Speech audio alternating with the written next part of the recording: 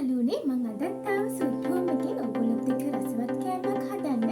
අද මං හදන්න යන්නේ නොටි බබාලටයි ගුඩ් බබාලටයි මේ දෙගොල්ලන්ටම ගැලපෙන රසවත් කෑමක් තමයි. ඒ තමයි නයිස් බිස්කට්. හරි එහෙනම් අපි මුලින්ම නයිස් බිස්කට් වලට අවශ්‍ය කරන පොල් ටික රන්වන් පාට වෙනකම් බෙද ගන්නයි යන්නේ. මුලින්ම පොල් වල තෙතමනේ නැති වෙනකම් හොඳට බැදගෙන ඊට පස්සේ ලාවට රන්වන් පාට එනකොට අපි ලිපෙන් බා ගන්න ඕන. හරි මම අද පොල් ග්‍රෑම් 100ක් තමයි ගත්තේ. ඔයගොල්ලන්ට පුළුවන් මේකට ඩෙසිකේට් පොල් උනත් පාවිච්චි කරන්න. තව චුට්ටකින් අපේ පොල් ටික හොඳට රන්වන් පාට වෙයි.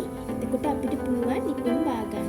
දැන් අපේ පොල් ටික හොඳට රන්වන් පාට වෙනකම් අපි බැදගත්තා. දැන් අපි ලිපෙන් බා ගන්නවා.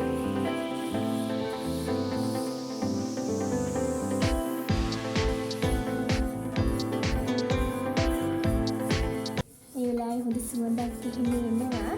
හොඳට අපේ පොල් ටික බැදිලා තියෙනවා.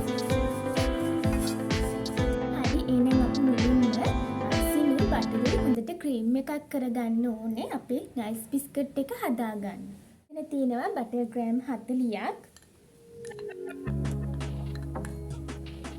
ඒ වගේම අපිට අද අවශ්‍ය කරනවා අයිසිං සුගර් ග්‍රෑම් 100ක්.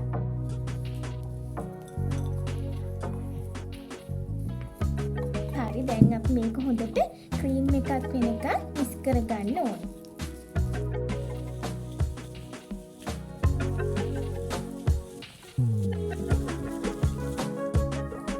හරි දැන් අපි හොඳට බටරුයි අයිසිං සුගර්යි හොඳට ක්‍රීම් එකක් වෙනකන් හදාගත්තා. දැන් අපි පිටි ටික හලා ගන්නයි යන්නේ බේකින් පවුඩර් දාලා. හරි මෙතන තියෙනවා පිටි ග්‍රෑම් 100ක්.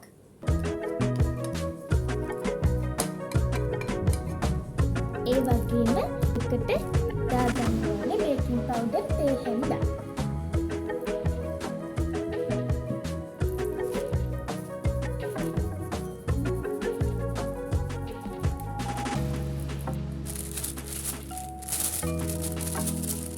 හරි දැන් අපි කලින් සාදාගත්තු පොල් ටිකයි ටික දාලා අපි මේක හොඳට කලවම් කරගන්න ඕනේ. ඒ වගේම අපි පිටි බේකින් පවුඩරුත් එකතු කරගන්න ඕනේ.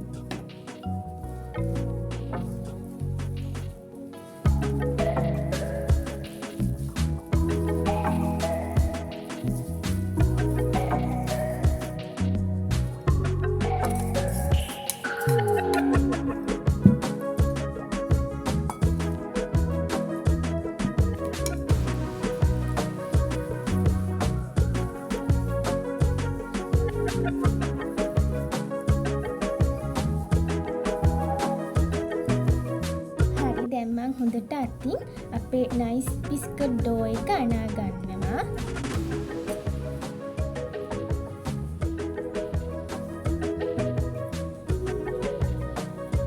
හරි දැන් අපි මේ මිශ්‍රණයට වතුර ස්වල්පේ බැගින් එකතු කරගෙන අපේ ඩෝ එක හදා ගන්න ඕනේ. ඔයගලන්ට මේ වෙලාවේ ගෙදර කිරි හැමේ ගන්න තියෙනවා නම් කිරි ස්වල්පයක් එකතු කරගන්නත් පුළුවන්. නැත්තම් වතුර වලින් අනා ගන්න.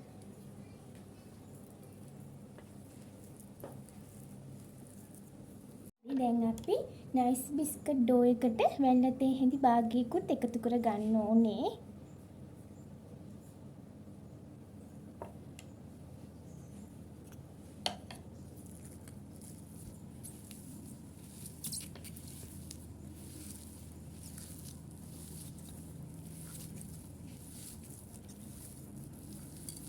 හරි මේ විදිහට අපි නයිස් බිස්කට් ඩෝ එකෙන් කොටසක් අරගෙන තියාගත්තා. ඊට පස්සේ මේ වගේ තවත් කඩදාසියකින් වහගෙන රෝල පින් එක ආධාරයෙන් ඔයගොල්ලෝ තුනී කරගන්න ඕනේ.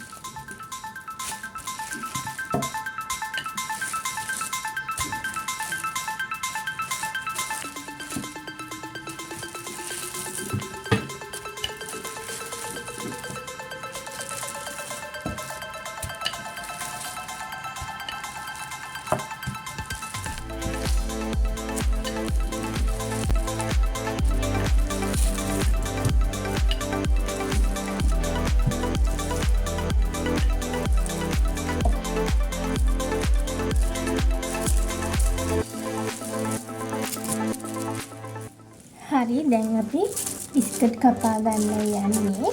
ගන්න පුළුවන් මේ වගේ ග්‍රේටර් එකක් ආධාරයෙන් බිස්කට් කපා ගන්න.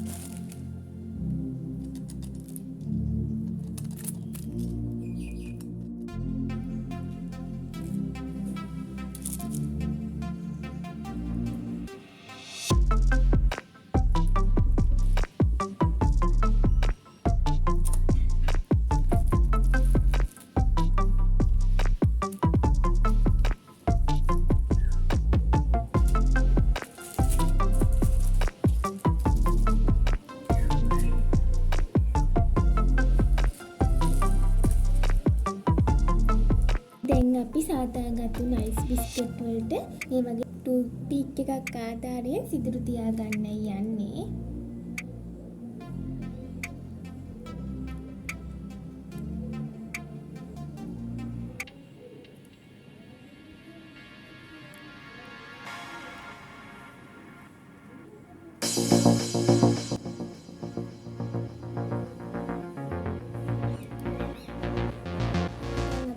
බිස්කට් ටික මේ විදිහට හදාගත්ත. දැන් අපි නයිස් බිස්කට් මත මේ විදිහට සීනි පොඩ්ඩක් ඉහ ගන්න ඕන.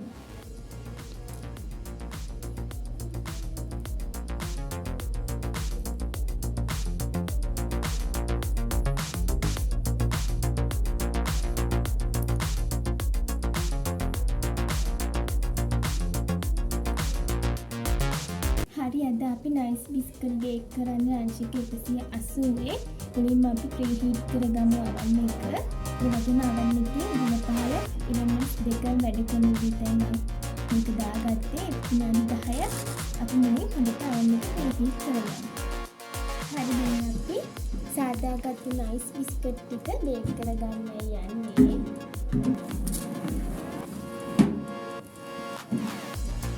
අංශක 180 විනාඩි 15ක් විතර අපි හොඳට බේක් කරගමු.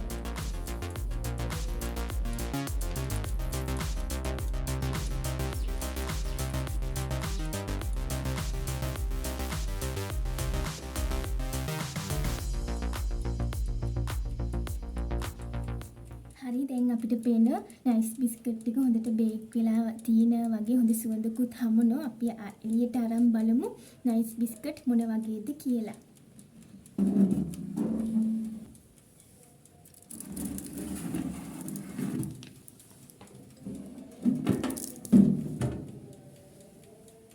ඕගොල්ලන්ට පේන ඇති හොඳට බේක් වෙලා තියෙනවා රන්වන් පාටට.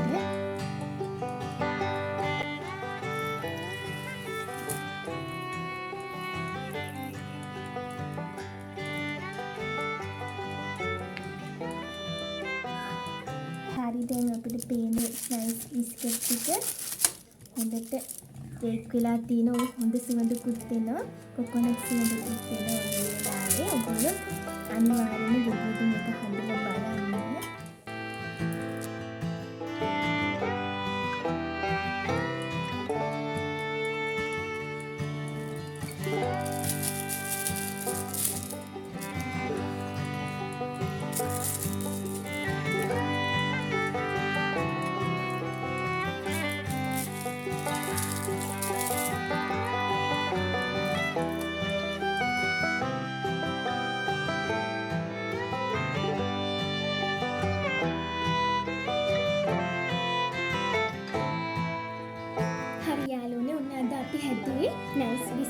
ඔයගොල්ලෝ අනිවාර්යෙන්ම නිවසේදී මේක හදලා බලන්න.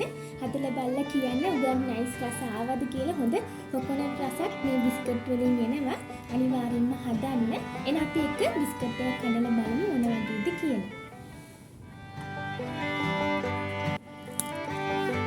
ඔයගොල්ලන්ට පේනවා හොඳට ලස්සනට බේක් වෙලා ඇවිත් තිනවා නයිස් බිස්කට් ටික. එහෙනම් සුපුරුදුපාදී මේ වීඩියෝ තුන ඔයගොල්ලෝ මොනවාම හරි අලුත් අත්දැකීමක් ලබා ගත්තම අපිට ලයික් එකක් දාලා කමෙන්ට් එකක් දාලා අපිව සබ්ස්ක්‍රයිබ් කරන්න. එහෙනම් තවත් මේ වගේ රසවත් වීඩියෝකින් හමු වෙන්නේ බලාපොරොත්තු වෙයි. අදට මම ඔයගොල්ලන්ගේ සමු ගන්න. ඉතින් ටේක් කෙයාර් බයි.